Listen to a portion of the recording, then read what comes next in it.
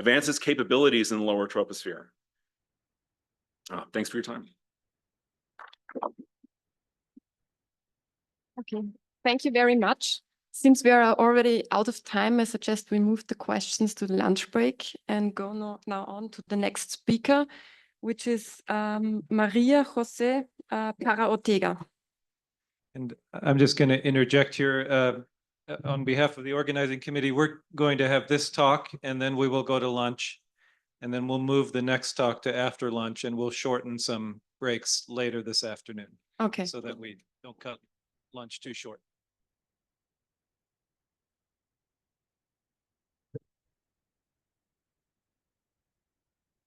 Hi, everyone.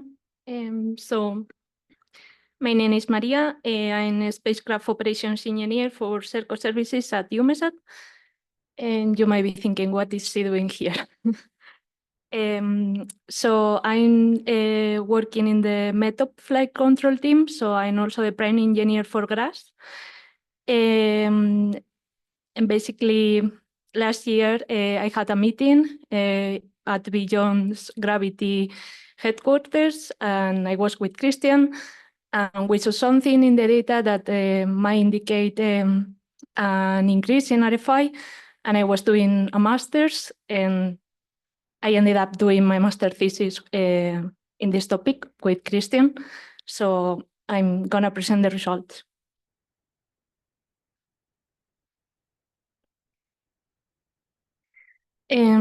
So yeah. I'm quickly gonna introduce the topic, then talk about the data collection, the tool that I've used for this work, and then the methodology, the results, and then the conclusion.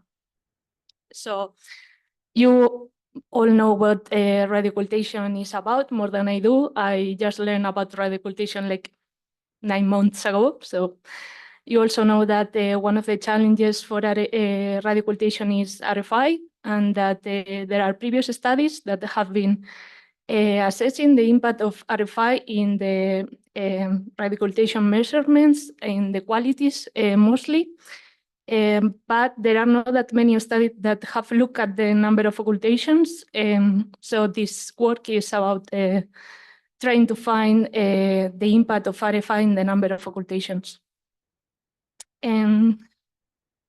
Yeah, so the idea I already explained that we were discussing the GRASS performance, and we saw an increase in the rate of gain changes, and this is related with the noise power variation, and this is also confirmed to be correlated with ground-based interference sources. So okay, so for this, I'm working with 2 types of datasets.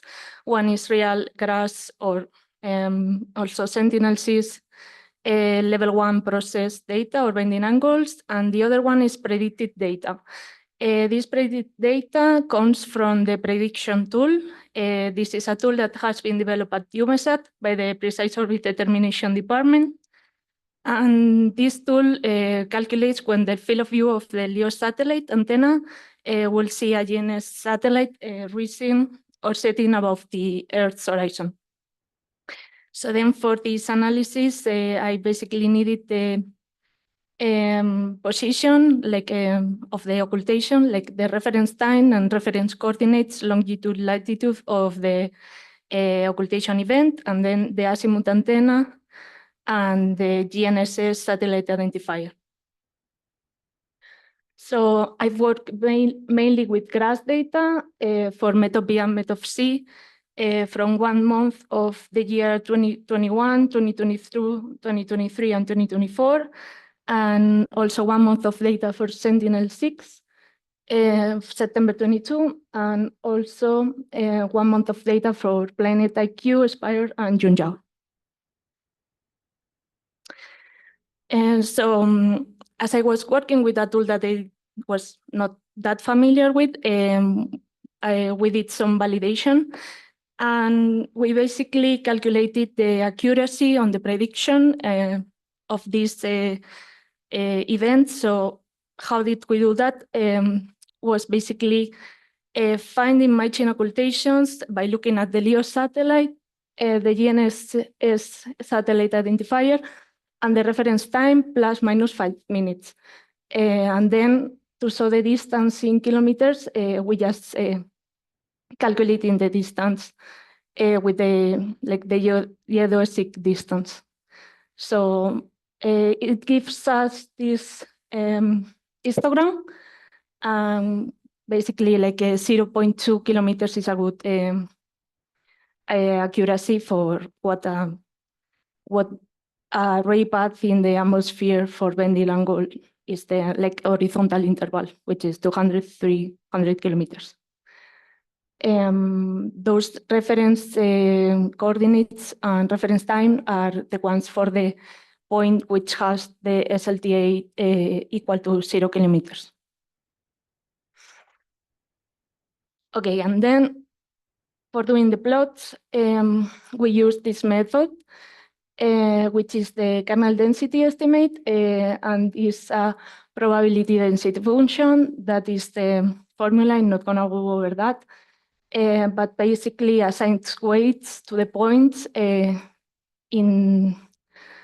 your data points, but you are calculating this on a grid of points that for the plots that you are going to see, they have a resolution of 1 degree per 1 degree.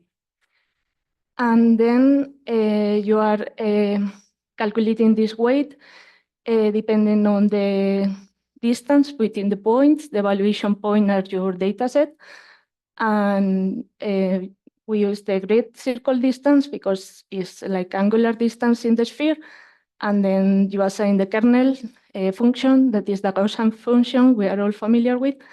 And then also for smoothing of this method of the curve, you have to select the bandwidth. The bandwidth was calculated by cross-validation method, and the best value was 0.067 radians, which is approximately 427 kilometers. So these are the plots that I were getting. And on the left side, you see the distribution of predicted grass occultations for September 22. Those are with the prediction from the prediction tool dataset, so all the occultations that are predicted for that month. And this is the, like on the scale, you see the daily number of occultations per 500 kilometers square. So I look into that, and that's the size of the Michigan state, in case you want to relate. So you have the number of occultations, and you see that there is a difference already by looking at the colors. The color bar of the two plots is adjusted to the same maximum. But just by looking at those two, you might not get a clear picture. But if I go to the next one, and you see that the purple area is much larger, and that is around Europe, lower part of Europe. So that is the real data set of grass on the right-hand side. And I put good occultations because are only the ones that are not marked as degraded. So the ones that you actually use for processing and taking profiles out of it. And then I did the same kind of plots, but one was showing just the degraded occultations. So coming from the real data set on the left-hand side, and on the right-hand side, you see the occultations that are completely missed. So those are the ones that were predicted by the prediction tool, but that are not were not found by the GRASS instrument. So combining both, you have this picture, and you see that it's clearly centered around Ukraine and Russia. And we all know that there is an ongoing war over there, and especially in September 22. So the war started in February 22. So you see that for grass, we are missing quite a lot of occultations over there. So the same plots, but for different years. So you have December 21, September 22, June 23, and March 24. And the color bar is not adjusted to the same scale because I wanted to see the hotspot, so the yellow color, and there is quite a difference between December 21 and September 22 compared to June 23 and March 24. So the maximum in the upper plots go up to 0.60 something, and then on the lower part, you see that they go up to 0.90 something. So it's an increase there. So these are the numbers of those pictures. So I consider only 30 days of each one, even if two of them had like 31, just to be more, like have a clear picture. And you see, I mean, we are not gonna go over all the numbers, but I can, if you have questions later. But considering degraded occultations only as coming from the real data set, so from the real data set, we see the degraded occultation on the fourth row are kind of like 9% for the first year, then go to 11, 12, and 22 for March 24. And then we have the missed occultations, which there are like kind of two ways of counting them. One is considering only those that are completely missed, and the other one is considering the degraded occultations as part of the missing occultations, because at the end you cannot get any profiles from them. They are marked as degraded, so they are not okay for further processing. And those are the numbers. So you see that in December 21, there are 55, 23, 27, and 33. So there is an increase. I did the same for Sentinel-6, and for Sentinel-6 is a different distribution because Sentinel-6 is able to track GLONASS as well. GRASS is only tracking GPS. But also, like, you see that there is a difference between the predictions and the real good occultations.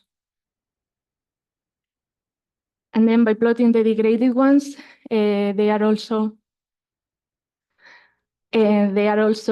located at areas with geopolitical conflicts. But then when you plot the missing ones, we see a different pattern, and that pattern cannot really be explained, but just RFI. Like we cannot, I have not found a direct link between the two things. And so that is the picture combining both.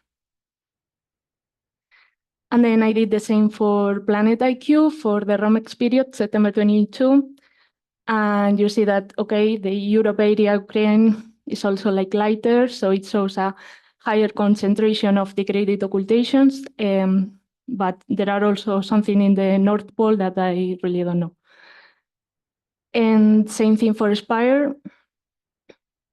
And also the same thing for Yunjiao. And with Yunjiao, for example, you see like a clear picture compared to the GRASS one. Like they are really centered around the same area. And of course, the color bar depends on the number of occultations, total occultations. But those numbers are going to be presented this afternoon by Christian.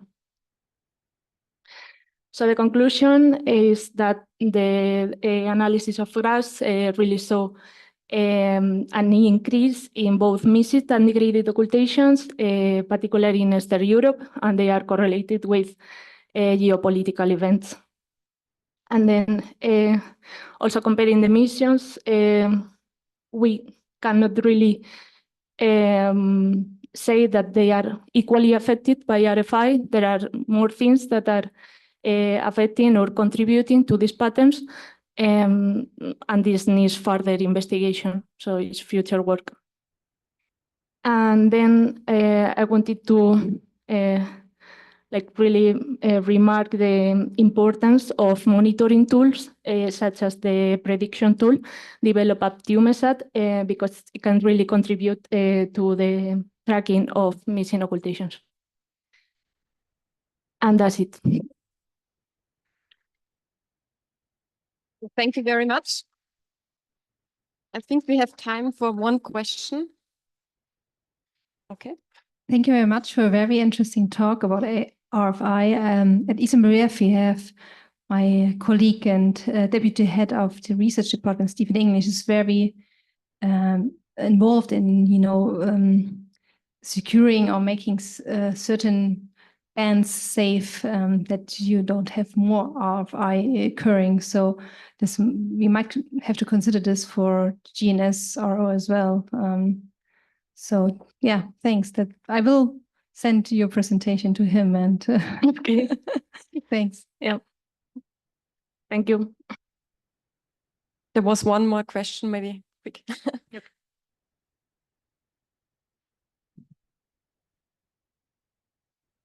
On some of your maps, actually, of the gradient missed occultations, there were regions over Arctic and Antarctic.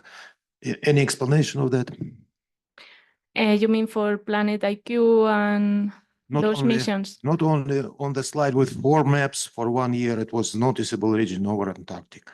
Yeah, so any Can I- explanation? Yeah. What? This one?